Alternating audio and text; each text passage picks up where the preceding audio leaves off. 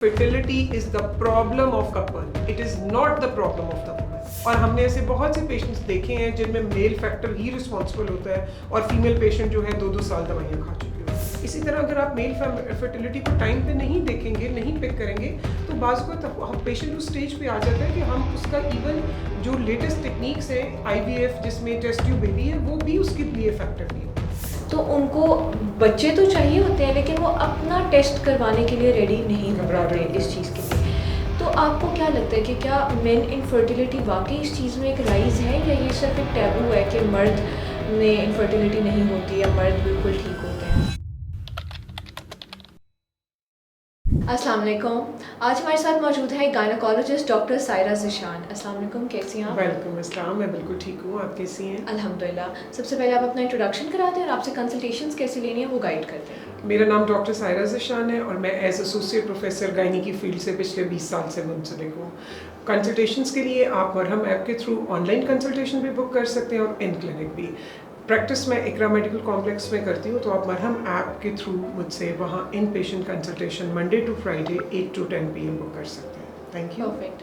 अच्छा, आज मैंने आपसे जिस टॉपिक पे बात करनी है, वैसे तो लोग अभी भी सोसाइटी में इस चीज़ को एक्सेप्ट करने के लिए तैयार नहीं है। अब देखें, एक कपल है, हर कपल ये उनकी ख्वाहिश होती है कि उनके बच्चे हों शादी के बाद और वो सारा, लेकिन ऑब्वियसली ये ख्वाहिश सिर्फ औरत में नहीं होती, मर्द भी यही चाहते हैं, उनका भी इक्वली इस चीज़ में पार्ट होता है। बच्चे तो चाहिए होते हैं लेकिन वो अपना टेस्ट करवाने के लिए रेडी नहीं घबराते इस चीज़ के लिए।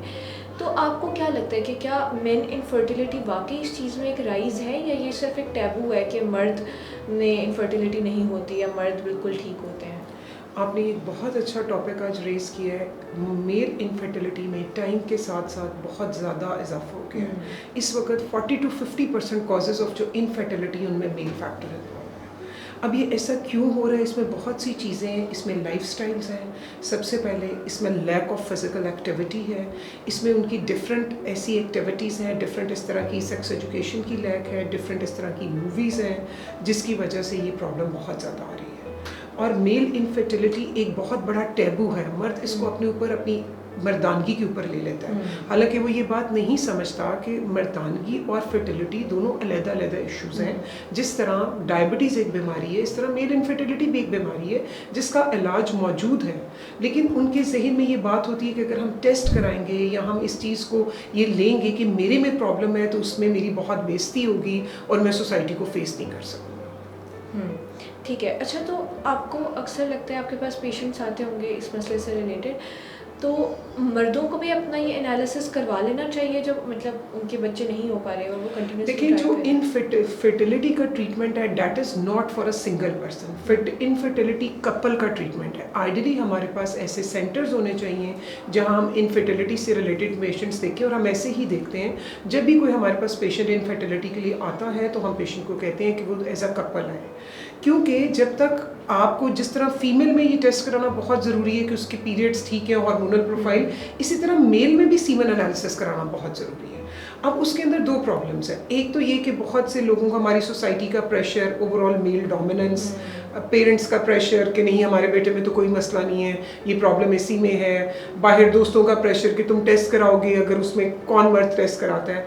लेकिन प्लीज़ वो इस बात को समझें कि ये एक सिंपल टेस्ट है और इसके लिए अब तो तमाम लैब्स में सहूलियात मौजूद हैं। इसके लिए अलहदा रूम और वॉशरूम डिज़ाइन किए गए हैं जहाँ वो आसानी से जाके अपना सैंपल दे सकते हैं, और एक सिंपल टेस्ट के थ्रू मतलब टाइम से हम उनकी प्रॉब्लम आइडेंटिफाई कर सकते हैं। अगर कोई मोटिलिटी का इशू है या अगर कोई इस तरह की और चीज़ है तो सिंपली लाइफस्टाइल मॉडिफिकेशन से, जिसमें उनका सिगरेट छोड़ना, उनका बाकी हेल्दी लाइफस्टाइल को ऑप्ट करना और कुछ दवाइयाँ हैं जिनसे हम इस मसले को हल कर सकते हैं। और मुझे लगता है कि अगर आप इस चीज़ में जितना डिले करेंगे चीज़ें उतनी सीरियस जी बिल्कुल। जिस तरह देखिए, अगर आपको कोई और बीमारी है तो अगर आप उसका ट्रीटमेंट शुगर का नहीं लेते तो वो बढ़ती जाएगी ना। इसी तरह अगर आप मेल फर्टिलिटी को टाइम पे नहीं देखेंगे, नहीं पिक करेंगे, तो बाज़ को पेशेंट उस स्टेज पे आ जाता है कि हम उसका इवन जो लेटेस्ट टेक्निक्स हैं IVF जिसमें टेस्ट ट्यूब बेबी है वो भी उसके लिए इफेक्टिव नहीं होता, क्योंकि वो टाइम इतना वेस्ट कर चुका होता है। ठीक है। तो आपके पास तो इस तरह के पेशेंट्स आते होंगे ऑब्वियसली जो अपने इस तरह के कंसर्न्स लेके आते होंगे, तो आपको क्या लगता है कि ज़्यादा रेशो किस चीज़ की है? फीमेल में इनफर्टिलिटी ज़्यादा है या मर्दों में ज़्यादा है? जो अभी राइजिंग ट्रेंड है उसमें दोनों चीज़ें ही हैं। फीमेल में पीसीओएस का प्रॉब्लम जिसमें पॉलीसिस्टिक ओवेरियन सिंड्रोम है जो कि लाइफस्टाइल से रिलेटेड है, और मेल में भी ये प्रॉब्लम अब बढ़ गया है। पहले अगर हम ये कहते थे कि 25 से 30% कंट्रीब्यूट करता है, तो अब जो हम देख रहे हैं उसमें 40 से 50% मेल फैक्टर इन्वॉल्व हो रहा है। इसलिए मेरी तमाम लोगों से रिक्वेस्ट है कि अगर आपके बच्चे नहीं हैं तो प्लीज़ आप शादी के 2 साल के बाद अपने डॉक्टर से रिजू करें, और आप इसको कोई शर्मिंदगी के तौर पे या टैबू के तौर पे ना लें। आप बिल्कुल ठीक हैं, एक नॉर्मल इंसान है, जिस तरह आप अपना टेस्ट कराइए। उस टेस्ट में अगर कोई प्रॉब्लम होगी तो हम आपकी गाइडेंस के लिए मौजूद हैं, हम आपको उसका ट्रीटमेंट देंगे। और बहुत से लोग ट्रीटमेंट के बाद बहुत आसानी से कंसीव कर जाते हैं और एक अच्छी ज़िंदगी गुजार सकते हैं। ओके, अक्सर पेशेंट्स आपके पास ऐसे आते होंगे जो बच्चे तो चाहते हैं लेकिन वो मेल उसमें से नहीं उस चीज़ पे कन्विंस हो पाते कि उन्हें टेस्ट कराएं। ये तो बहुत आपको ही एक कैसे- अफसोस की बात है। बहुत से पेशेंट्स जो कि अपनी मदर इन लॉ के साथ या किसी और फैमिली मेम्बर के साथ आते हैं और उनको देख के बहुत अफसोस होता है कि वो 1-1 साल ट्रीटमेंट की दवाइयाँ ले चुकी होती हैं, जिसमें ओव्यूलेशन इंडक्शन की दवाइयाँ, और अभी तक मेल फैक्टर नहीं चेक हुआ था। और हमने ऐसे बहुत से पेशेंट्स देखे हैं जिनमें मेल फैक्टर ही रिस्पॉन्सिबल होता है और फीमेल पेशेंट जो है 2-2 साल दवाइयाँ खा चुकी होती हैं। तो इसलिए मेरी तमाम डॉक्टर से भी और इसके अलावा डिफरेंट सोशल मीडिया कैंपेन्स पे भी ये रिक्वेस्ट है कि आप इस चीज़ को समझें कि fertility is the problem of the couple, it is not the problem of the woman.